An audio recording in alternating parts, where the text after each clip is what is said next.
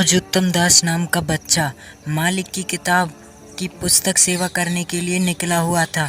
वह घर घर जाता और जंगलों में भी जाता मालिक की पुस्तक सेवा करने के लिए। तभी वहाँ पे एक गार्डन में एक लड़की बैठी हुई थी। तभी वह उत्तम दास नाम का बच्चा उस लड़की के पास आता है और कहता है, अरे प्यारी दीदी, तुम्हें पता है हमें अब भगवान की भक्ति करनी चाहिए और तुम इस पुस्तक को रख लो। तुम्हें इससे सच्चे परमात्मा का ज्ञान होगा कि वह कौन है। और तभी वह लड़की उसके पास आकर कहती है, अरे तुम मुझे बुद्धू मत बनाओ, भगवान भगवान कुछ नहीं होता है। वह लड़की ऐसा इसलिए बोल रही थी क्योंकि उसे असली परमात्मा का ज्ञान से वह परिचित नहीं थी। और यह सब सुनकर वह छोटा सा बच्चा वहां से चला जाता है क्योंकि उसे आज बहुत ही ज़्यादा ठेस पहुंची थी। इसमें इस लड़की की भी कोई गलती नहीं थी क्योंकि नकली धर्मगुरुओं के द्वारा इसका ज्ञान हरा जा चुका था। वहीं दूसरी तरफ हम देखते हैं कि वह छोटा सा बच्चा पेड़ के नीचे विश्राम करने लग जाता है। तभी साधु रूप में जिंदा बाबा महात्मा के रूप में कबीर परमेश्वर स्वयं उसके सामने आ जाते हैं और वह उन्हें देखकर कहता है, अरे बाबा जी राम राम, तुम इस बुक को रख लो, ये बुक बहुत ही अच्छी है। लेकिन उसे क्या पता था कि स्वयं परमेश्वर उसे लेने आए हैं और इनके बारे में पूर्ण जानकारी तत्वदर्शी जगत गुरु संत रामपाल जी महाराज जी ही दे सकते हैं। धाम से उस ध्रुवलोक के तीसरे पृष्ठ पर परमात्मा स्वयं विराजमान है, एक देशीय है, साकार है, मनुष्य दृश्य है। और वहां से वो गति करके सह शरीर आते हैं और यहाँ अपनी अच्छी आत्माओं को मिलते हैं, उनको तत्व ज्ञान समझाते हैं। क्योंकि वो इन अज्ञानी ऋषि महर्षि नाचार्यों से अज्ञान ग्रहण किए हुए होते हैं, उनको फिर ये तत्व ज्ञान दिखाते हैं, अपनी सतिथि से परिचित कराते हैं, सचखंड सतलोक ले जाकर वापस छोड़ते हैं, अपना गवाह बनाते हैं। फिर वो संत उस परमेश्वर के द्वारा प्राप्त ज्ञान और आंखों देखे उसे पूरे ब्रह्मांडों को, सतलोक को, फिर अपनी वाणी में ढोल के डंके पर आवाज लगाकर सुनाते हैं, कहते हैं कि कबीर इज गॉड, धानक रूप रहा करतार, अनंत कोट ब्रह्मांड का एक रति नहीं भारे, सतगुरु पुरुष कबीर हैं ये कुल के सिरजनहार। उन महापुरुषों ने जिनको परमात्मा का साक्षात्कार हुआ और सचखंड सतलोक वो स्थान देखा जहाँ भगवान रहता है, उन्होंने सब ने बताया कि परमात्मा साकार है, सह शरीर है, उसका नाम कबीर है, वो मनुष्य दृश्य है। और ये वही परमात्मा काशी के अंदर धानक रूप, जुल्हा रूप में प्रकट हुए थे और तत्व ज्ञान देकर चले गए थे। अब गीता जी अध्याय नंबर 15 के श्लोक नंबर 1 में स्पष्ट हो गया कि तत्वदर्शी संत वो होगा जो इस संसार रूपी वृक्ष के सभी पार्ट्स को, सभी विभागों को भिन्न भिन्न बतावे। पुण्यात्मा परमात्मा खुद आए थे वो ज्ञान देने के लिए, और इन अज्ञानियों के कारण, इन ऋषि महर्षि आचार्य मंडलेश्वरों नकली गुरुओं के कारण इस अज्ञान को सुनकर हमने इस लाल को तो कौड़ी बनाकर डाल दिया कूड़े के टोकरे में, और कौड़ी हमने उठा के छाती का लगा रखे थे। ये जो पूजा के योग्य भगवान नहीं थे, जो भगवान ही नहीं थे, उनके हम पूज रहे थे। इसी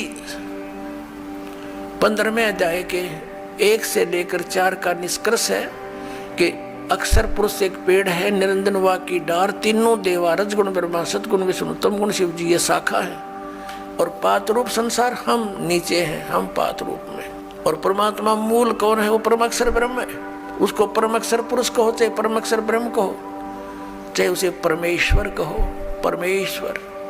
अब फिर क्या बताया है कि 15वें अध्याय के 4 श्लोक में कहा कि उसके पश्चात उस तत्व ज्ञान रूपी शस्त्र अर्थात उस अज्ञान नाशक हथियार के द्वारा इस अज्ञान का नाश करके, यानी तत्व ज्ञान समझकर उसके पश्चात परमेश्वर के उस परम पद की खोज करनी चाहिए, जहां जाने के बाद साधक फिर लौटकर कभी संसार में नहीं आते, उनको पूर्ण मोक्ष प्राप्त होता है। और जिस परमेश्वर ने सब ब्रह्मांडों की रचना की है, अब गीता ज्ञानदाता तो इस संसार रूपी वृक्ष के यानी ब्रह्मांडों का रचनहार भी नहीं है, क्योंकि गीता जी अध्याय नंबर 15 के श्लोक नंबर 3 में कहा कि अर्जुन, इस संसार रूपी वृक्ष का यानी सारे ब्रह्मांडों की जानकारी मैं नहीं जानता, यहाँ विचार काल में, जैसा कि तेरे और मेरे गीता जी के डिस्कशन में मैं बताऊंगा, मुझे ज्ञान नहीं, उसकी स्थिति से मैं परिचित नहीं,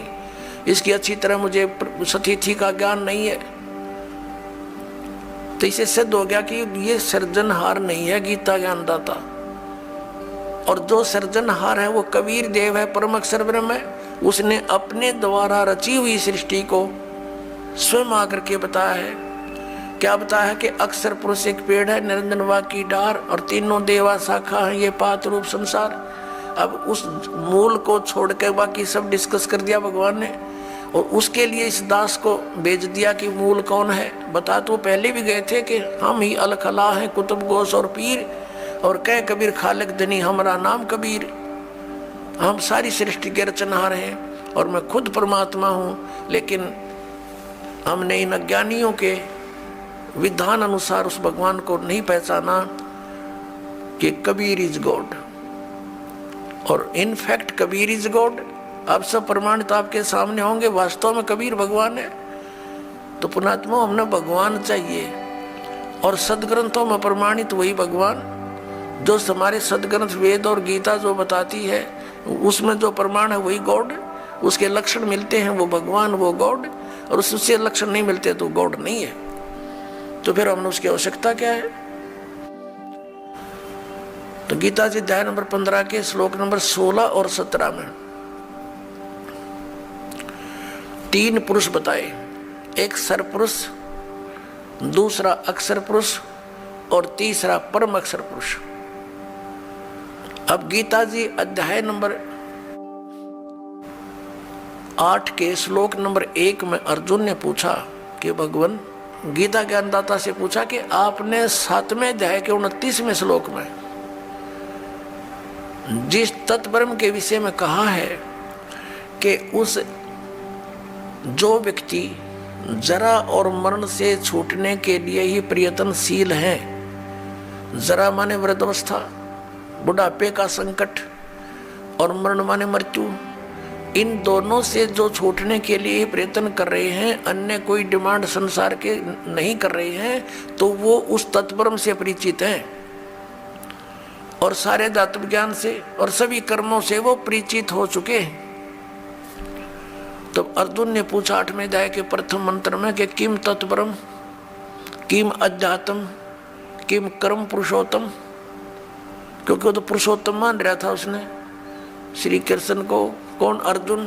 तो उसने पूछा कि फिर वो कौन है तत्ब्रह्म? 8वें अध्याय के 3 श्लोक में गीता ज्ञानदाता ने कहा कि वो परम अक्षर ब्रह्म है।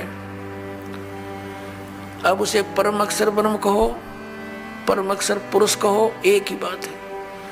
8वें अध्याय के 5 और 7 में गीता ज्ञानदाता कहता है कि अर्जुन तू युद्ध भी कर, मेरा स्मरण भी कर, मुझ में भावित रहकर मुझ में श्रद्धा रख के भक्ति करता हुआ शरीर छोड़कर जाएगा तो मुझे प्राप्त होगा। 8वें अध्याय के 6 श्लोक में कहा कि अर्जुन, ये विधान है कि अंत समय में जो जिसके ऊपर आसक्त होता है, जिसमें जिसकी भावना रहती है, जिसके ऊपर वो भावित रहता है भाव में, उसी को प्राप्त होता है। यही सूक्ष्म वेद में कहा कि जहाँ आशा ता बासा होई, मन कर्म वचन सुमरियो सोई।